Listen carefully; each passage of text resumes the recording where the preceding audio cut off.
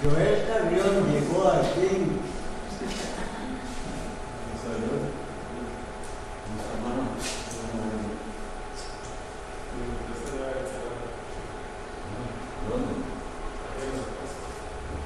Una llave perdida.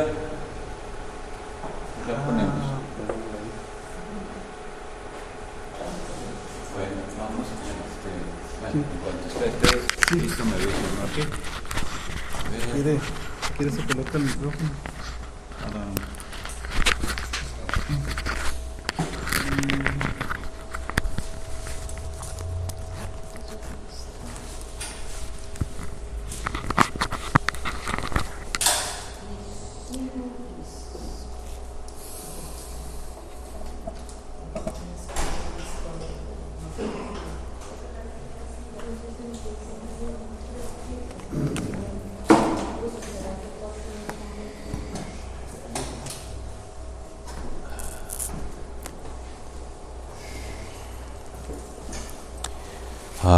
Esta noche hay varios que no vienen, unos están enfermos, otros no podían venir, y algunos me dicen que parece que está bastante difícil la carretera. Randall es uno que viene desde el Coyol de Alajuela, donde él trabaja, y yo lo espero en San José para traerlo, pero a la hora que lo espero, como ya eran las 6, y él dice, no, apenas vamos por no sé dónde, entonces no estoy seguro si va a poder llegar tampoco. Bueno, una cosa que sí es importante que estemos orando es que el Señor nos dé sabiduría para usar este espacio. Estar aquí es una bendición. Dios nos ha dado esto, nadie nos está cobrando por esto, es regalado. Entonces es una gran bendición. Hay que ser sabios administradores de lo que Dios nos da, ¿verdad? Entonces, porque al que mucho se le da, mucho se le demandará, dice la Escritura. Entonces, vamos a tener un espacio de oración antes de iniciar, en el cual vamos a clamar al Señor que Él nos dé sabiduría, cómo alcanzar la comunidad, cómo alcanzar gente que vive por los alrededores. Y estaba hablando con el hermano Eric también de un posible anuncio. Oremos por eso que se pueda hacer, para que entonces, la idea ¿cuál es? Que el Señor consolide un testimonio aquí en Zapote de una iglesia fiel. Entonces vamos a orar. Señor Dios Todopoderoso, Creador del universo, Creador de todo lo que vemos y Creador de lo invisible también. A ti nos acercamos reconociendo que tú eres digno de ser adorado, tú eres digno de nuestras alabanzas. No te alabamos como tú mereces ser alabado, porque no conocemos suficientemente de ti. Y nos das esta gran bendición de tener tu santa palabra, la Biblia, para conocerte. Y entonces te pedimos que perdones nuestras negligencias y que pongas en nosotros un deseo intenso y sincero de conocerte más y más, porque conociéndote te amaremos más, y si te amáramos, Señor, te serviríamos mejor también. Gracias por estas bendiciones que tú nos das, como es tener este espacio para estudiar tu santa palabra, y ayúdanos a aprovechar estas oportunidades bien, que podamos insistir con las personas a las cuales invitamos, que podamos orar mucho por esas personas hasta que los veamos aquí interesados en aprender tu palabra. Sabemos que no es obra de hombres, pero queremos ser instrumentos en tus manos. Sabemos que solo es tu Espíritu Santo que puede poner en el corazón este deseo de acercarse a ti, de conocerte. Pedimos por esta comunidad y te damos gracias que nos has abierto esta puerta, pero confesamos que necesitamos sabiduría para ver cómo responder ante esto y qué pides tú de nosotros. Ayúdanos a alcanzar muchas personas, a evangelizar, y también concédenos que nuestro testimonio de vida, nuestras palabras y nuestra conducta respalde el evangelio que nosotros predicamos. Que podamos servirte con gozo. Y pedimos por los que no han podido venir en esta noche, muchos de los cuales están con salud quebrantada, dales alivio, fortalécelos, y otros han tenido otros impedimentos. Ayúdanos a continuar adelante y ser fieles. En el nombre de Jesús, amén.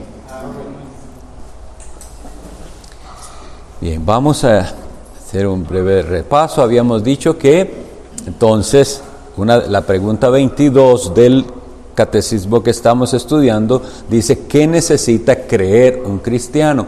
Eso nos lleva al entendimiento de que sí, hay algo que creer. Ser cristiano no es un asunto de sentimientos. La fe verdadera no es solo sentimientos. Hay algo que tenemos que creer y que entenderlo para poder creerlo, ¿verdad?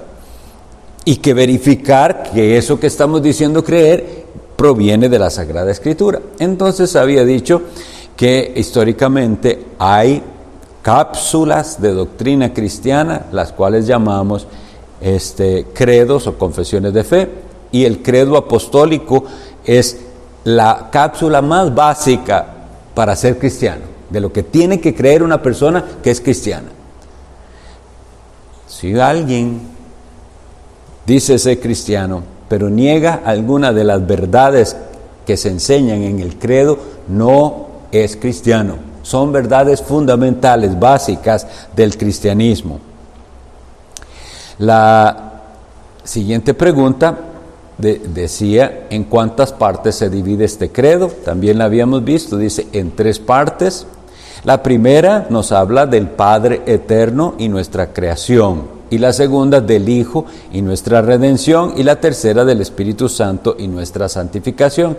Y eso es lo que nos llevó a hablar de la Trinidad. ¿Recuerdan? Del único Dios vivo y verdadero, que es el Padre y el Hijo y el Espíritu Santo.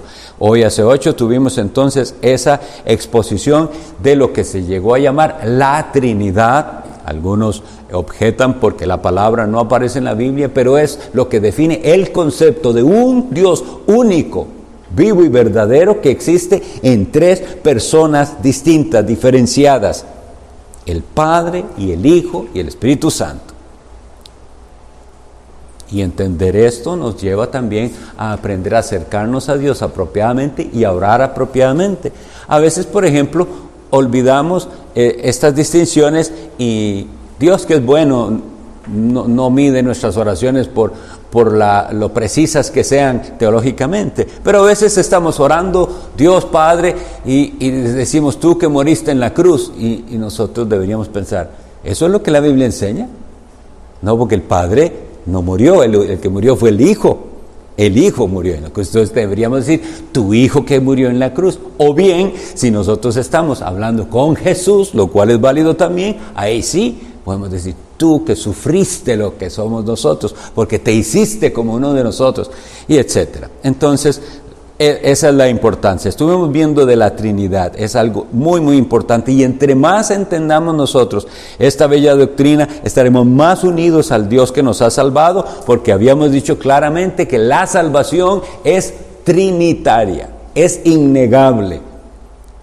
En todo el proceso de salvación está involucrado el Padre y el Hijo y el Espíritu Santo, pero bien asignadas las tareas. Y entonces solemos decir: el Padre desde la eternidad, desde que no existía el tiempo, quiso elegir un pueblo, rescatándolo de un mundo perdido que ni siquiera existía todavía. Eso es lo maravilloso, pero lo que la Biblia revela: el Padre elige, y el Hijo viene a este mundo a redimir a esos que el Padre eligió, y viene y derrama su sangre por esos, y el Espíritu Santo aplica la redención que Cristo ganó a esos que Dios ha llamado.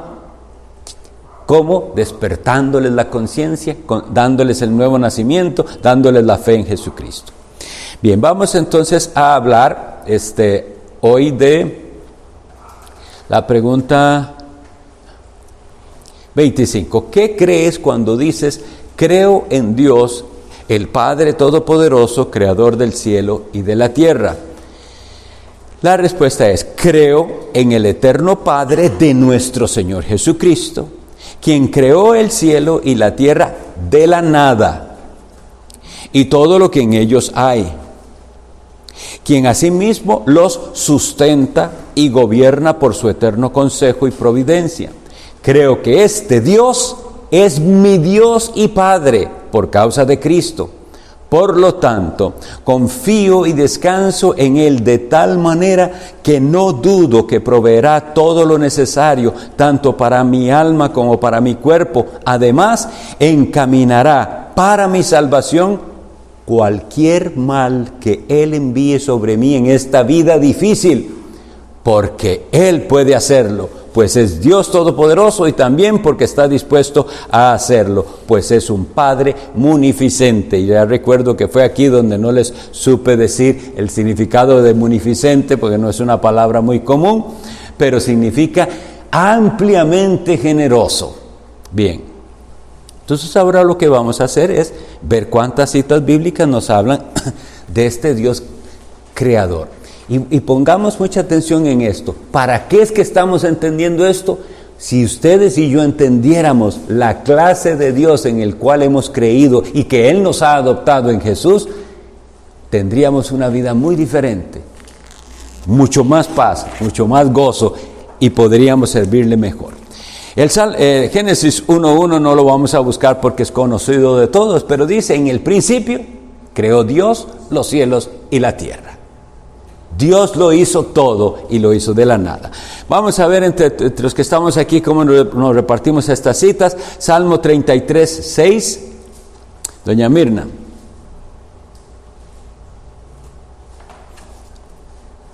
Por la palabra de Jehová fueron hechos los cielos, y todo el ejército de ellos por el aliento de su boca. Este versículo que dice que todo lo que existe fue hecho por la palabra de Jehová y por el aliento de su boca, quisiera que lo contrastemos con lo que dice Juan 1:1, más bien Juan 1:3, pero voy a leer todos los tres versículos. Evangelio de Juan, capítulo 1 dice, en el principio era el Verbo, y el Verbo era con Dios, y el Verbo era Dios. Este era en el principio con Dios, y aquí viene, todas las cosas por Él fueron hechas, y sin Él nada de lo que ha sido hecho fue hecho. Esta palabra verbo es, lo que significa es eso, palabra. Por eso cuando decimos que alguien se expresó verbalmente, ¿qué estamos diciendo? Que habló, ¿verdad? Que se expresó con palabras, no se expresó de otro. Entonces, viene de aquí. Si dice que por la palabra, es por el verbo, por aquel que es la palabra. Ahora vamos a Job 33:4. Fabián. El Espíritu de Dios me hizo, y el soplo del Omnipotente me dio vida. Ahora vemos qué interesante esto. Entonces vimos, en el principio creó Dios los cielos y la tierra. Leemos luego que Dios hizo todo por su palabra, y ahora leemos que nada fue hecho sin el verbo, sin aquel que es la palabra, y ahora añadimos algo más, que el Espíritu de Dios me hizo. Entonces, el Padre es creador, el Hijo es creador y el Espíritu Santo es creador, pero no son tres creadores, es un solo creador. Hechos 4:24.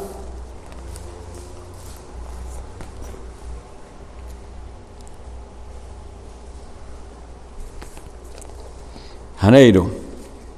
Y ellos, habiéndolo oído, alzaron unánimes la voz a Dios y dijeron, soberano Señor, tú eres el Dios que hiciste el cielo y la tierra, el mar y todo lo que en ellos hay. Vean, esto es cuando están los creyentes orando después de que han sido libertados Pedro y Juan de la cárcel. Ellos oran y nosotros tenemos que aprender a orar como oraban los de la Biblia, los hijos del Señor, la iglesia antigua, y vean que hacen referencia a Dios como soberano y como creador. Entonces es muy válido y necesario, pienso yo, que en nuestras oraciones expresemos eso que creemos. Tú eres el soberano, Señor Dios, que hiciste el cielo, la tierra, el mar y lo que hay. Y esto es maravilloso cuando pensamos en el Dios creador. Me gusta dar una ilustración de lo que yo veo sobre la grandeza de Dios y su bondad al ser un creador tan maravilloso. Al respecto, aquí dice que lo que hay en el mar, todo Dios lo creó. Y eso me impresiona porque a mí me gustan mucho los animales del mar. Y nosotros ahora, es recientemente que podemos saber de muchos animales del mar, porque nadie podía verlos. Estaban ahí y han estado desde que Dios los creó, pero nunca los habíamos visto. Entonces nos da un aspecto de Dios que tal vez no habíamos considerado, y es: Dios hizo las cosas para Él mismo. ¿Quién puede ver ese montón de animales? Solo Dios los ve. Y Él los hizo, y Él se agrada de haberlos hecho y verlos, aunque nosotros hasta ahora podemos verlos tal vez con una mascarilla o con esas cámaras especiales. Pero pensemos en esto: Dios creó absolutamente todo y Él se deleita en lo que Él ha hecho. Leamos Hechos 14, 15. Y con respecto a eso es lo que digo, que qué bueno es Dios que comparte de lo que Él hizo con nosotros. Hechos 14, 15. Sí, Fabián. Y diciendo: varones, ¿por qué hacéis eso? Nosotros también somos hombres semejantes a vosotros, y os anunciamos que de estas vanidades os convirtáis al Dios vivo, que hizo el cielo y la tierra, el mar y todo lo que en ellos hay. En este relato, Pablo ha llegado a Listra y por su oración ha habido una sanidad. Y aquellos hombres entonces dan a Pablo y a su acompañante por dioses, y ya querían ofrecerles sacrificio. Y estos hombres de Dios se indignan y dicen: dejen de hacer esto. Nosotros somos hombres como ustedes. Hay uno que es el único al que nosotros debemos adorar. Dice: conviértanse de estas vanidades al Dios que hizo el cielo y la tierra y el mar y todo lo que en ellos hay. Y como hablamos hace un momentito, Eric y yo recientemente hemos visto en nuestro país cómo la gente está dominada por esas vanidades. Vean al apóstol Pedro y al apóstol y a ¿quién era el que andaba con él? Silas o Bernabé, que no recuerdo en este momento, pero ellos andan y le dicen: no hagan eso porque nosotros somos hombres. Y eran apóstoles con la capacidad de dones especiales, por tanto sanaron a uno que estaba muy mal. Ahora, yo quisiera hacerles pensar en lo que sucedió esta semana en nuestro país. Una veneración que llaman a la Virgen María. Y yo estoy seguro que si ella pudiera hablar, diría algo parecido que ellos: yo soy un ser humano, conviértanse de estas vanidades al Dios vivo y verdadero que hizo el cielo, la tierra y todo lo que en ellos hay. ¿Por qué? Porque ella fue salvada por el poder de Dios también. Y en aquella oración especial que leemos en Lucas, la cual a veces le llaman el Magnificat, porque así empieza en latín: engrandece mi alma al Señor. Ella dice: y mi espíritu se regocija ¿en quién? En Dios mi Salvador. ¿Quién ocupa salvación? Entonces, ¿cómo vamos a venerar a una criatura si Dios es el único digno de adorar y el único que no necesita Salvador? Él es el Salvador. Bueno, pues aquí está. Es algo importante también entender que en la antigüedad la gente tenía unos conceptos de dioses locales. Entonces, digamos, los filisteos creían que el dios Dagón es el dios de los filisteos y es como su área donde ese dios tiene poder. Y otros tenían sus dioses, los moabitas y los amonitas, y cuando hablaban de Jehová pensaban, y el Dios de los hebreos que domina ahí en Israel. Pero el mensaje constante de los profetas y de la Escritura es Jehová, Dios del cielo y de la tierra, de todo cuanto existe, porque es creador de todo. Ese concepto no lo entendían ellos. Pensaban que había muchos dioses locales. Hay un solo Dios sobre todas las cosas. Leamos ahora Isaías 45:7. Eric. Dice así: yo soy quien forma la luz y crea las tinieblas, quien hace la paz y crea la adversidad. Yo Jehová soy quien hace todas las cosas. Bien. Ahora, al leer esto que dice, que leyó Eric, a veces la gente solo lee un pedacito, la parte positiva, pero dice que Él crea la adversidad. Aunque después hablaremos un poco de eso, pero aunque Dios ni se goza en el mal, ni empuja a nadie al mal, Dios no es un agente pasivo por completo en esto. Es decir, no es que esas cosas sucedieron porque se le salieron de las manos a Dios. Estaba en el plan de Dios, en el decreto de Dios y determinado por Dios que así sucediera la entrada incluso del mal en el mundo. Ese es el Dios en el que nosotros creemos, que tiene control absolutamente de todo. Y por eso les digo que este estudio no es simplemente para tener versículos y decir, sí, Dios es soberano, Dios tiene providencia, Dios es. Si eso es así, ¿cuál es su relación con este Dios? ¿Por qué cae en afán y ansiedad si este Dios todopoderoso es su Padre? ¿Ven? Vamos al Salmo 104:3. Doña Nidia.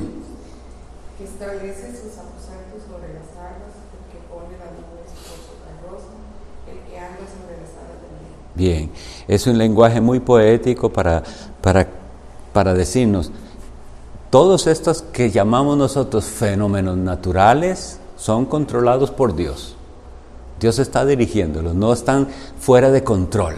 Ni siquiera esas terribles tormentas, ahí está Dios. Por eso nosotros tenemos el consuelo que podemos orar al que puede controlar eso. Y no hablar como la gente dice, que la madre naturaleza está enojada y cosas así. Dios mismo, el Dios de los cielos que creó todo, por algo está y Él sabe, pero podemos hablar con Él. Leamos Salmo 115:3.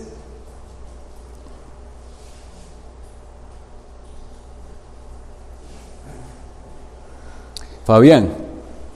Vuestro Dios está en los cielos, todo lo que quiso ha hecho. Amén. Este otro versículo es muy, muy importante para refutar cierta enseñanza de quienes piensan que Dios hay cosas que desea hacer, pero no puede. Como que algo pudiera frustrar las intenciones de Dios. Ahí dice, nuestro Dios está, primero dice, en los cielos. Él está en una morada celestial inimaginable para nosotros. Dice, todo lo que quiso ha hecho. Y eso, lejos de espantarnos, debería darnos seguridad. Todo. Dios no es un Dios impotente. Todo lo que quiso ha hecho. Por eso ciertas frases que incluso se escucharon en ciertos lugares donde los predicadores decían, Dios está con las manos atadas, todo depende de usted. Eso es hasta blasfemo. ¿Cómo que a Dios nada lo puede detener? Claro que Dios es tan paciente que Él espera y espera, porque así es su carácter, de misericordioso y paciente. Pero no es que usted le puede a Dios, jamás. Aquí estamos, al revisar estas características de Dios, hablando de dos características que tiene el ser divino, y una de ellas le llamamos la trascendencia de Dios. Cuando dice, nuestro Dios está en los cielos, Nos está diciendo, Él está fuera de esta creación, Él no es parte de esta creación. Esto refuta el panteísmo.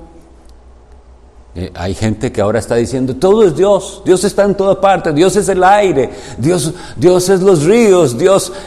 Y hay gente que halla en eso algo atractivo. No, nuestro Dios está en los cielos, nos hablan de un Dios que está por encima de lo que Él creó. Esas fotos que ahora están circulando por ahí, que pueden ver galaxias impresionantes, Dios está por sobre todo eso. Para Él, y poéticamente hablando, es como el que las tenga así en la mano. Dios no tiene mano, Dios es espíritu. Pero ese es el Dios trascendente, más allá de la creación.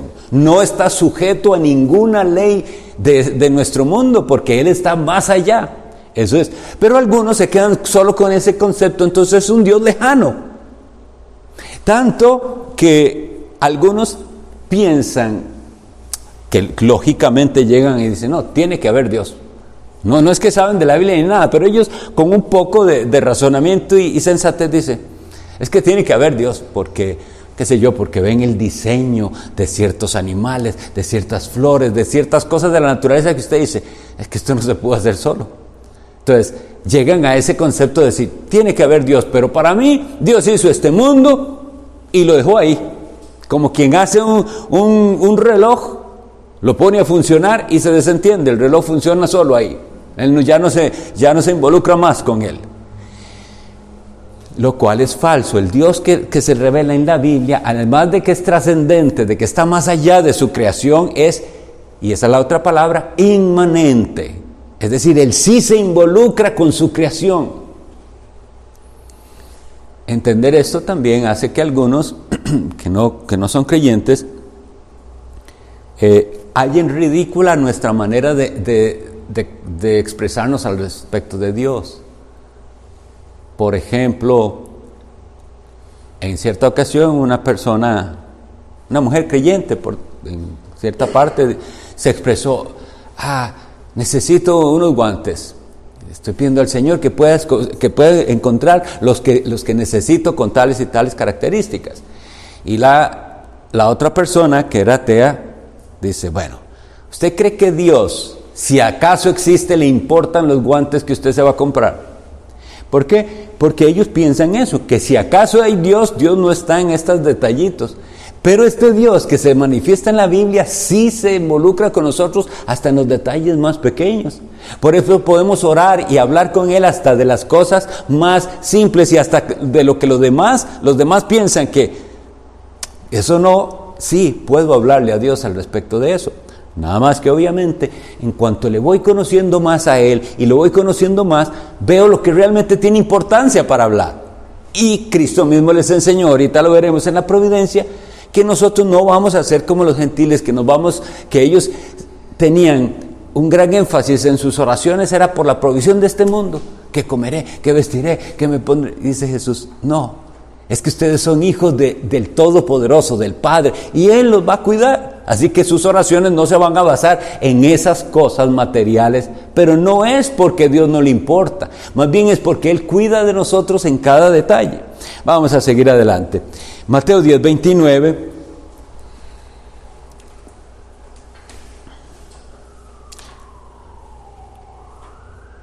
Doña Mirna. ¿No se venden dos pajarillos por un cuarto? Con todo ni uno de ellos cae a tierra sin vuestro Padre. ¿Ven lo que les decía? El Dios que se revela en la Biblia no solo es todopoderoso y trascendente, glorioso, está en los cielos, sino que hasta controla la muerte de los pajarillos. Hasta en eso está Dios controlándolo todo. Leo para ustedes lo que dice Hebreos capítulo 1.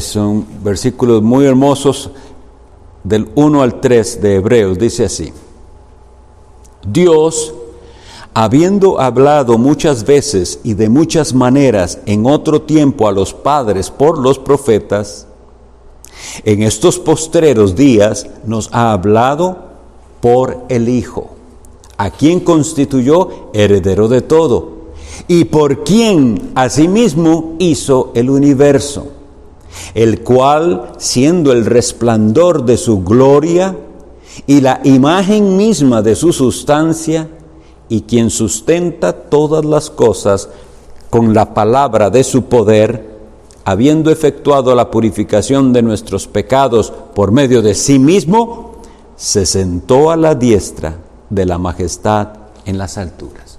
Entonces aquí nos dice la verdad preciosa de que Jesús es el agente de la creación y que Él es el sustentador, Él es el que sostiene la creación.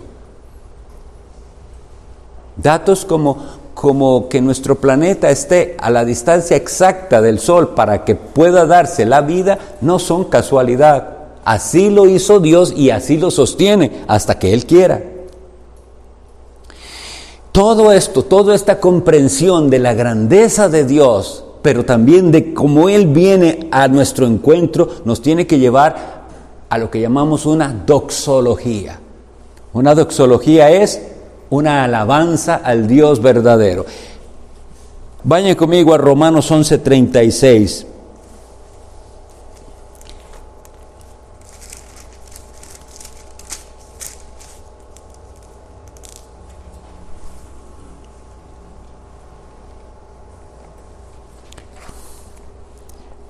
Voy a leer desde el 33 para que veamos que una vez que uno se adentra a entender quién es Dios y el plan de Dios y lo que Dios ha hecho, esta es la única respuesta sensata.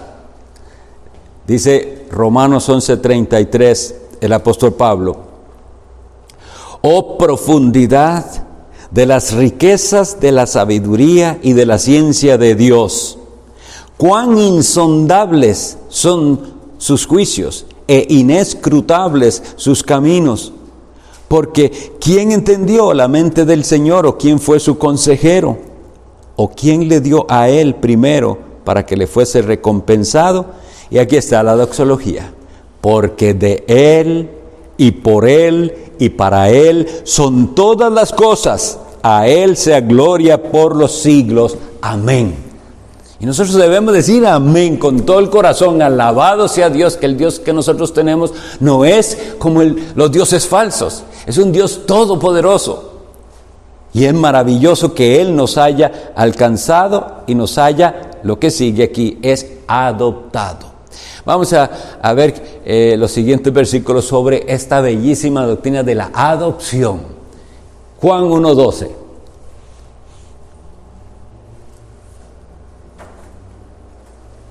Janeiro. Mas a todos los que le recibieron, a los que creen en su nombre, les dio potestad de ser hechos hijos de Dios. Amén.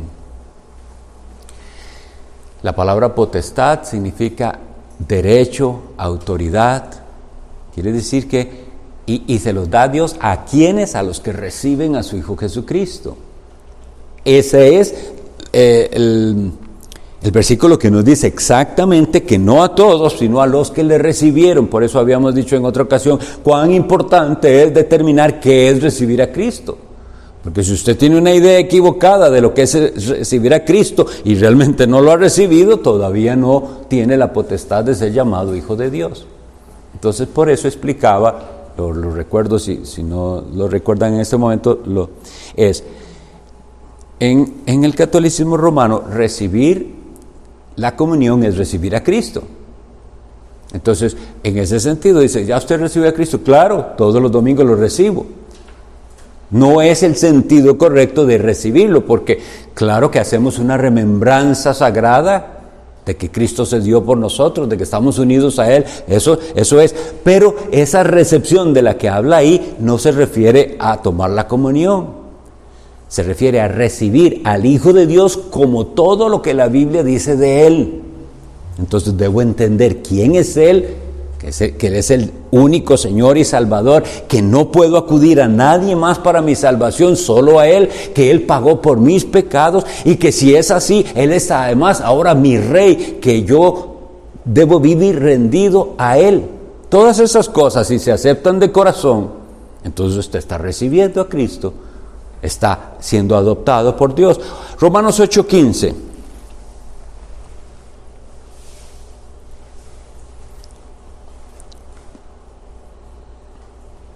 Sí, Janeiro, otra vez. Pues no habéis recibido el espíritu de esclavitud para estar otra vez en temor, sino que habéis recibido el espíritu de adopción, por el cual clamamos Abba Padre. Bien, ¿quién puede leerme Gálatas 4, 5 y 6?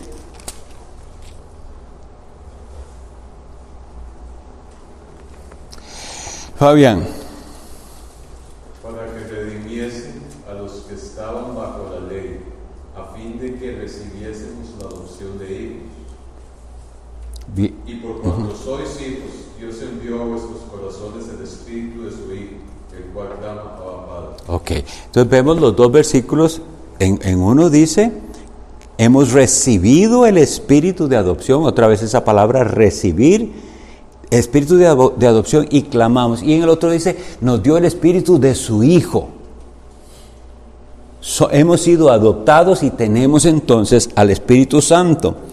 ¿No es esto algo maravilloso? Sentirnos adoptados por este Dios tan grande. Pero si no tenemos el concepto correcto de cuán grande es este Dios, entonces desesperamos en los momentos de angustia y de tribulación. Lo que tenemos que conectar es qué tan grande es el Dios que nos ha adoptado, porque Él verdaderamente ahora nos considera sus hijos. Efesios 1:5.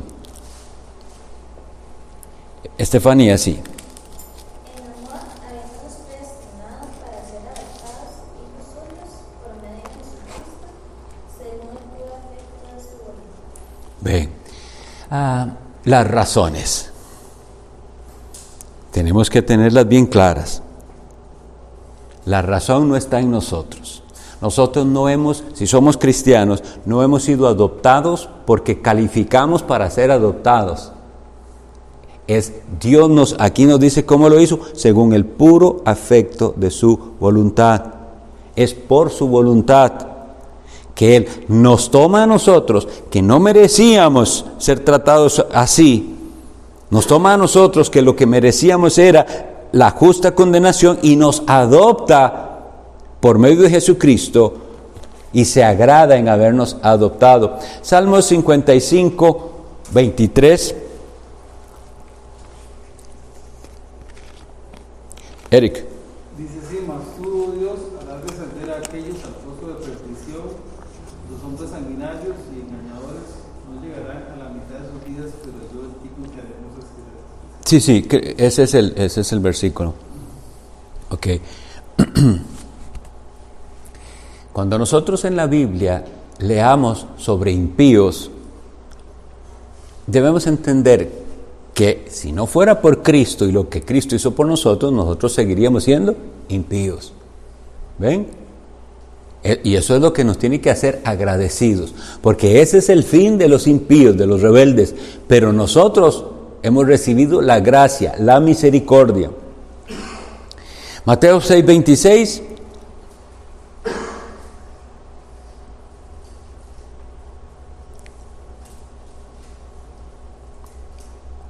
Fabián. Mirad las aves del cielo, que no siembran, ni ciegan, ni recogen en graneros, y vuestro Padre Celestial las alimenta. ¿No valéis vosotros mucho más que ellos? Bien, estamos entonces ahora en que este Dios nuestro es el que nos provee absolutamente todas las cosas. Y voy a leer para ustedes Lucas 12,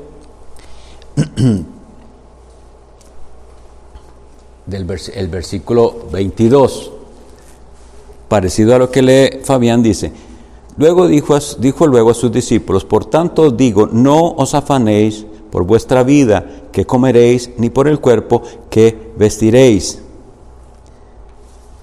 Y después el 29 dice así: vosotros pues no os preocupéis por lo que habéis de comer, ni por lo que habéis de beber. Oigan esta frase para que vean cómo nos exhorta el Señor.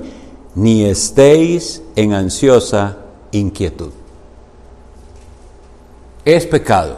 Mis estimados, es pecado y debemos arrepentirnos cuando nosotros entramos en ansiosa inquietud. Porque el Dios que nos ha adoptado a nosotros como hijos no es un Dios que desampara a los que adopta. Si Él dice que si alimenta a las aves, nos alimentará a nosotros. Lo cual debe entenderse bien, que Él proveerá es lo que quiere decir. Es decir, las aves, el hecho de que Dios las alimenta no significa que ellas se queden quietas esperando que caiga el alimento a sus bocas. Ellas buscan el alimento para ellas, para sus hijos, pero ese alimento es provisión de Dios. Nosotros igual. Usted puede buscar un empleo, es lo que le corresponde, pero ¿quién le provee el empleo? Es Dios. ¿Y quién le provee la capacidad para desempeñar ese empleo? Es Dios. ¿Y quién le da la salud para seguir trabajando? Es Dios. Entonces todo viene de Dios. Nosotros no debemos entrar en ansiosa inquietud, y entramos en ansiosa inquietud cuando se nos olvida que dependemos de Dios y pensamos que dependemos de nosotros mismos. Entonces ahí sí que nos preocupamos. Porque decimos, ¿y qué voy a hacer? Y que ahora que no tengo empleo, ¿qué voy a hacer? Y estoy un poco enfermo y siempre el qué voy a hacer. Yo creo que esto que ha pasado en los últimos años sobre este virus que puso a temblar al mundo entero nos dio una lección terrible, sobre todo a los que nos llamamos cristianos. Porque aquí dice, no estéis en ansiosa inquietud. Y yo vi miles de cristianos demasiado ansiosos y demasiado inquietos, como si ese virus no lo controlara nuestro Dios.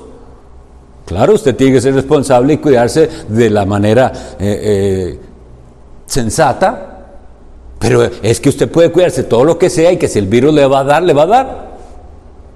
Y si no, y lo otro que yo digo es, y si no es de ese virus, de otra cosa se va a morir, porque las demás enfermedades no se han acabado.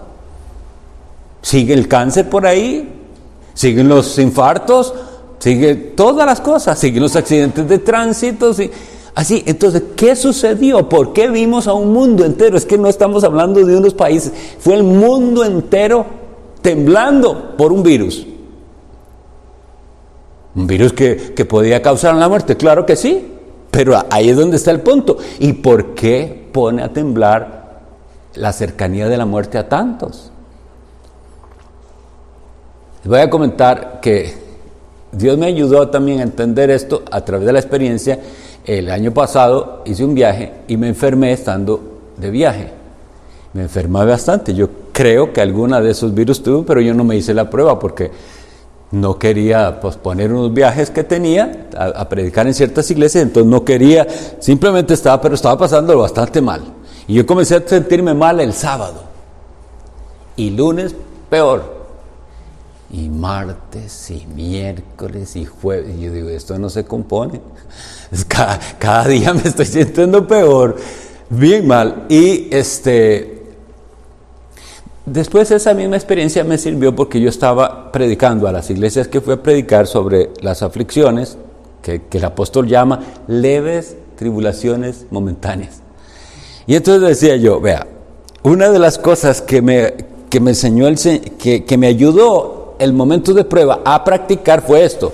Yo decía, bueno, yo me siento bastante mal y solo pueden pasar dos cosas: o me muero de esto o no me muero. Entonces, si me curo, ya pasó, y si no me curo y me muero, igual ya pasó porque ya morí. Entonces ahí es donde dije, bueno, esa es la lógica cristiana. Nosotros no tenemos que temer un mal para siempre. Los males para nosotros son temporales. Por eso aquí también hablamos de que si Él envía males a nuestra vida, que es difícil, que esta es la vida difícil que el Señor nos mandó a vivir, pero nos mandó a vivirla con esperanza.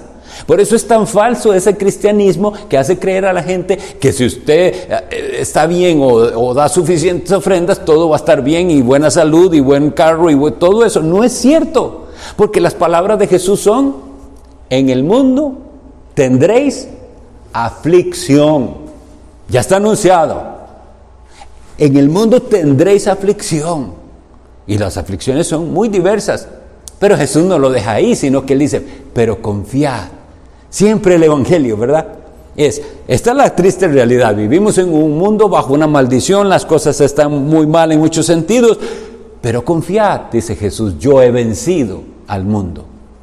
Entonces, cuando nos estemos sintiendo tan mal, no debemos entrar en ansiosa inquietud, sino decir, bueno, Señor, si esta es la manera en que me vas a llevar, aquí estoy, ayúdame a pasar el último estrecho. Pero si quieres aliviarme, aquí estoy también esperando el alivio, y no entrar en esa desesperación que precisamente en muchos casos es lo que hace a la persona agravarse tanto. Porque ustedes saben que como somos un ser integral, si usted está en una tensión ahí, en una ansiedad, en un estrés, como le dicen ahora, eso afecta su salud y no va a poder salir de esa enfermedad de esa manera. Tiene que descansar en la promesa del Señor de que Él o le puede sanar o se lo puede llevar de eso, pero no, ¿por qué la ansiosa inquietud? ¿Por qué si es nuestro Padre el que la mandó? Y Él está usando eso para algo, no lo mandó por capricho. Dios no actúa así. Dios está tratando con nosotros. Dios está santificándonos, moldeándonos, probando nuestra fe. Y también está usando eso para que los que nos rodean tengan un testimonio de cómo un cristiano pasa por la aflicción. Vamos a leer Romanos 8:28, que yo sé que muchos lo conocen.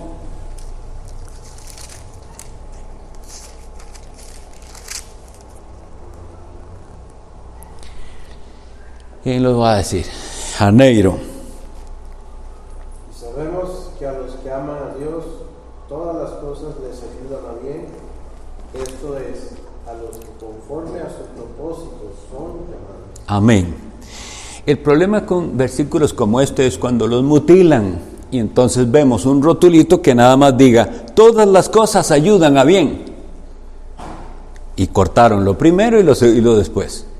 Aquí dice muy claramente a quienes todas las cosas les ayudan a bien. Y aquí dice a los que aman a Dios. Ahí es donde tenemos que pausar y decir, ¿usted ama a Dios? Porque si usted no ama a Dios, no se ponga a reclamar esta promesa, porque esta promesa es para los que aman a Dios. Los que conforme a su propósito son llamados. Pero los que han sido llamados pueden responder a esa pregunta. No lo amo como debería. Esa es la realidad, pero lo amo. Y de veras decirlo de todo corazón, yo sé que no amo a mi Dios como debería amarlo, pero yo lo amo. ¿Y por qué es que nosotros amamos a Dios? Porque Él nos amó primero, dice la Escritura. Y luego dice en Romanos 5:5, la esperanza no avergüenza, porque el amor de Dios ha sido derramado en nuestros corazones por el Espíritu Santo que nos fue dado. Entonces veamos cómo se va armando todo de precioso. Dijimos que Él nos adopta en su Hijo Jesucristo, que nos da el espíritu de adopción por el cual clamamos Abba Padre, y al darnos su espíritu derrama en nosotros su amor y aprendemos a amarlo a Él. Y si lo amamos a Él, esta promesa es para nosotros, que hasta las cosas más feas y dolorosas y complicadas, Dios, que es todopoderoso, las puede hacer que ayuden para bien. Porque el versículo no dice a los que aman a Dios todo les sale bien. Dice que todas las cosas les ayudan. El fin último es el bien de ellos, aunque sean malas cosas, aunque sea una enfermedad. Isaías 46:4.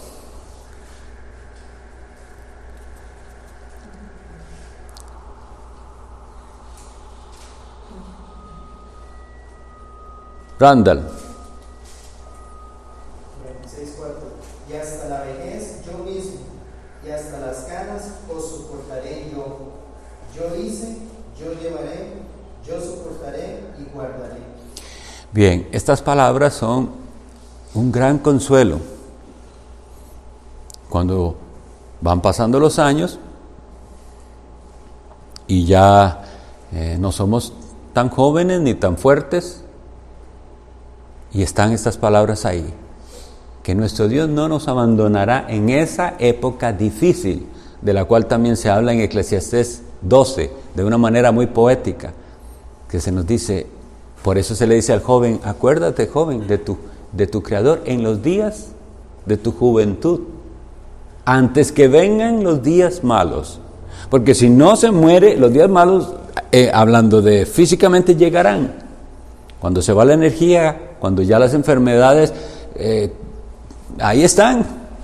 Apenas se van aliviando, pero ahí están. Pero la promesa es, aún en esa época, ahí está el Señor. Seguimos siendo sus hijos y Él usará incluso esa vejez para nuestro bien. ¿Cuánto le falta a los creyentes envejecer con gracia? Y es por falta de conocer a su Dios. Envejecer con gracia. Romanos 10:12.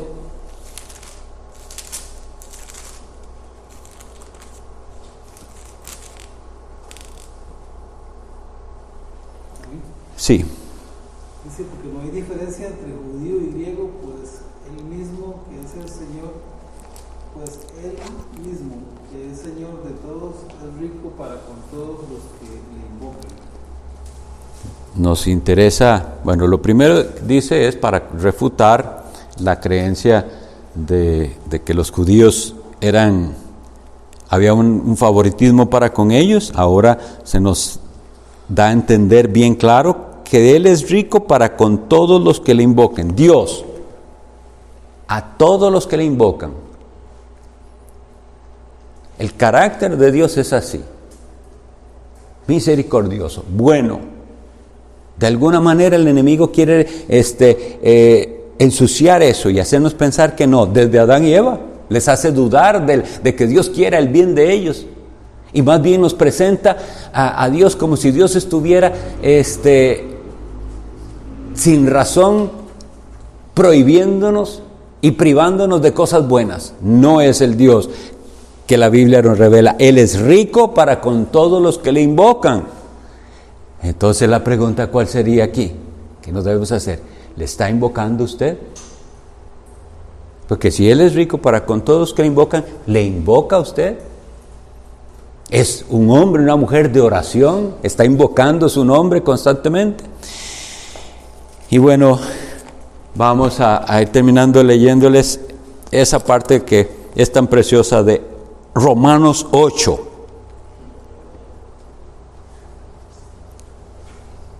A partir del versículo 35.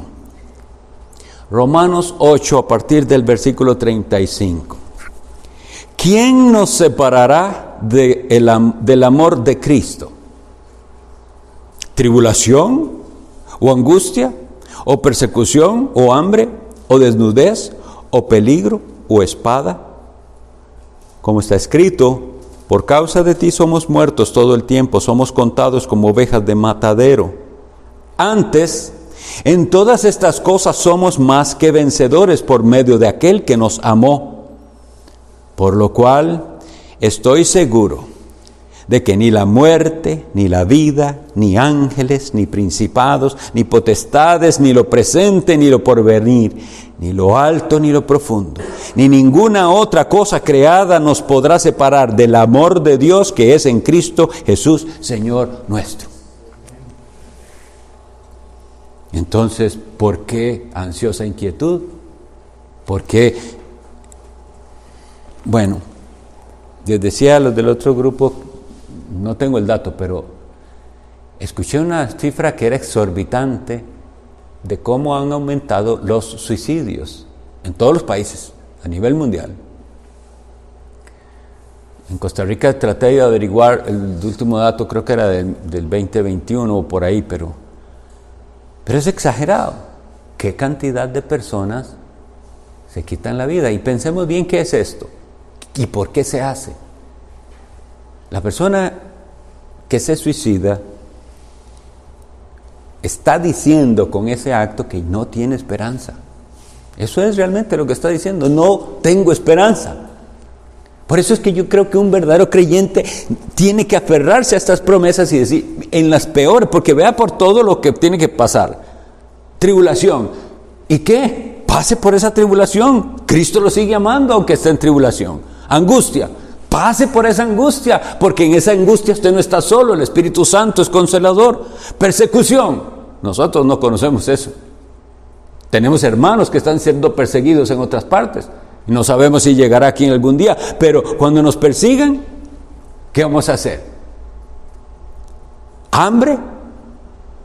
¿Alguno hoy no pudo desayunar aquí? Desnudez, no tienen que ponerse, peligro, espada, y todas esas cosas que ahí está Cristo a nuestro lado, nos sigue amando nuestro Padre. Por eso dice de esta manera tan hermosa: nada nos separa del amor de Cristo, nada. Ni la muerte, ni la vida, ni ángeles, ni principados, ni potestades, no hay nada. Y eso entonces hace que los creyentes vivamos con gozo. Y que si nosotros nos estamos revisando, no tengo gozo, y más bien estoy en esa ansiosa inquietud de la que habla ahí, hay que arrepentirse, porque tenemos un Dios maravilloso, que nos ama, que dio a su Hijo Jesucristo por nosotros. Y si estamos en su Hijo Jesucristo, nada nos separa de su amor. Oremos.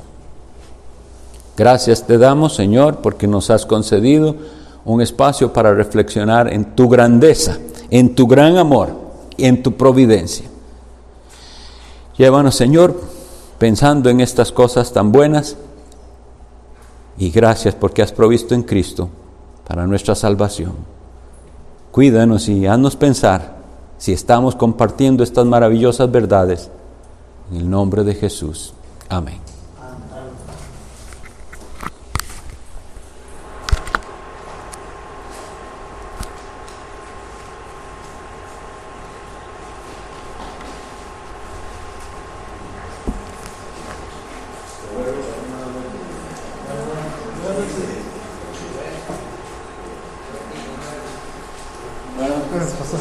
Ahí hablamos para ver si vamos a Ok, sí, señor.